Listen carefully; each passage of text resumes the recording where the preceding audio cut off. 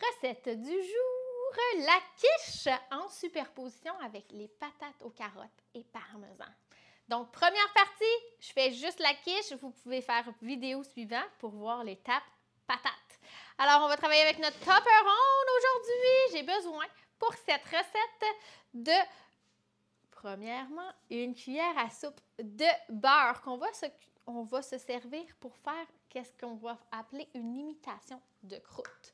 Un quart de tasse de chapelure à l'italienne, une demi-tasse de persil frais, voilà, ainsi qu'une tasse d'oignons caramélisés. Alors, vous pouvez regarder, encore une fois, dans le vidéo bonus, la possibilité de comment on fait caraméliser l'oignon. On va ajouter 8 œufs et un tiers de crème et on va vraiment tapisser le dessus d'une tasse de fromage cheddar. Pour ajouter à la coloration, on va aller saupoudrer sur le dessus un petit peu de paprika. Alors, comme suit, on y va. On va travailler avec le deuxième étage et avec mon papier qu'on appelle le papier Scott Towel. Je ne sais pas s'il existe un beau nom. As-tu un beau nom pour ça? Ah, ben oui. Alors, l'essuie-tout en bon français. Alors, on lésine pas sur l'épaisseur qu'on va faire. On va aller ajouter le cône au centre pour aller chercher une cuisson uniforme. On peut faire la quiche avec 6 œufs, mais on va vraiment avoir une cuisson qui va être moins sec, donc plus humide, plus moelleuse, avec un 8 œufs. Et évidemment, vous pouvez mettre du lait. J'adore mettre la crème. Alors ici, je vais tout simplement aller ajouter ma chapelure à l'italienne pour aller le coller, OK, sur les parois de mon beurre qui a été, comment je pourrais dire, grassement appliqué. Voilà! Alors, vous voyez un peu le concept? C'est ça qui va me donner une texture pour éviter d'avoir à faire une pâte. Je vais prendre ici mon cône. C'est le début d'une belle aventure. Je m'envoie ici comme ça. Alors, première étape, je vais aller mixer mon œuf avec ma crème.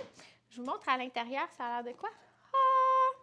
Il y a un petit batteur qui va m'aider à mixer, dans le fond, les deux ingrédients ensemble. On s'assure de bien barrer.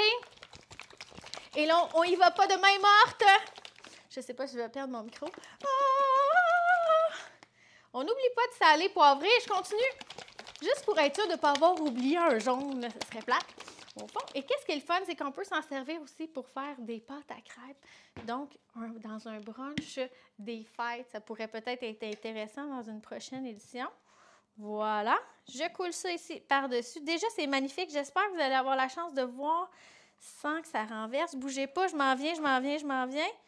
Voilà. Ah, bon, il me restait un jaune. Ça m'aurait pris plus d'huile de coude. Voilà. Je m'en viens ici. Je vais juste vous montrer. Je ne sais pas si on va se rendre jusqu'à vous autres. Ah, peut-être. Oh, yeah! Pas pire. Alors, juste s'assurer que mes jaunes sont bien crevés, comme on dit, et bien mélangés avec le reste. Question qu'il n'y ait pas de jaloux dans la famille. Pourquoi tu as eu la plus belle partie? Voilà. Et je vais m'assurer d'ajouter mon oignon caramélisé parsemé. Hein? Je vais reprendre la même fourchette, elle avait l'air bien placée. Donc, parsemé à la grandeur de ma quiche. Et ça, pourquoi qu'on les a choisis caramélisés? C'est vraiment parce qu'ils ont sué. Ils ont été développés des sucres de cuisson et vraiment, la saveur a été quintuplée parce qu'on a travaillé à la développer. Donc, rappelez-vous, des fois, ça vaut la peine de bien faire les choses parce qu'on va avoir l'impression qu'on mange au restaurant 5 étoiles, mais on est à la maison. Alors ça, c'est vraiment des outils qui me font vibrer. Je vais rajouter ici un petit peu de persil. Je vous ai dit à peu près une demi-tasse. On parle d'une demi-tasse hachée. Rappelez-vous de cette information-là. souvent, les gens, ils vont avoir tendance à mettre 3 branches, là, mais ça, c'est pas là qu'on va aller chercher une saveur. Et la fine d'herbe, elle se conserve tellement bien dans les intellifrais. J'en ai toujours au frigo. Alors, rappelez-vous qu'un hachoir comme ça fait que c'est extrêmement rapide. Je vais aller ajouter à l'intérieur, parsemer dans le fond, ma quiche. Il va en avoir aussi sur mes patates. Alors, je me garde ça pas trop loin quand je vais faire la recette de patates pilées. Ensuite, je m'en vais ici avec mon sel poivre. Oh! J'ai des petits lutins qui me disent à l'arrière de la caméra « Oublie pas ton sel poivre! » Alors, moi, j'ai facilement un écureuil qui passe et j'oublie ce genre de détails. Alors, merci beaucoup. Alors, sel poivre. Puis, c'est très important que ça goûte. Alors, n'hésitez pas.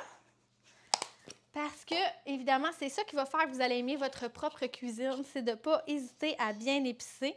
J'ai racheté du fromage. Ça se congèle hyper bien. Donc, quand il est en spécial à moins d'1 $ du 100 grammes, ça devient de plus en plus rare. Alors, c'est ce moment-là que vous en achetez une quantité, ma foi, industrielle. Et on peut le congeler en mettant juste une petite cuillère à soupe de farine. On shake. On l'envoie dans un contenant Freeze It.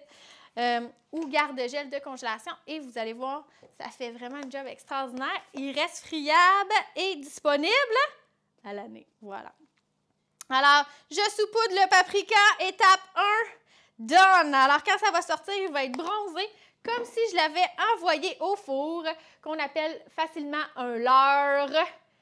Voilà, on voit bien. Yes! Alors, une quiche, si je la fais cuire toute seule, comme ça, on parle à peu près d'un 12 à 15 minutes.